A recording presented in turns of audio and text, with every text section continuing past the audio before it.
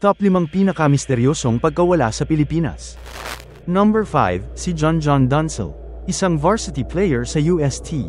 Araw ng Sabado, lumabas siya ng dorm at hindi na muling nakita. Wala ring katawan, walang anunsyo. Hanggang ngayon, nananatiling palaisipan.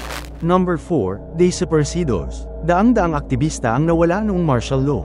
May mga ulat ng pagdukot pero walang opisyal na kasong isinampa.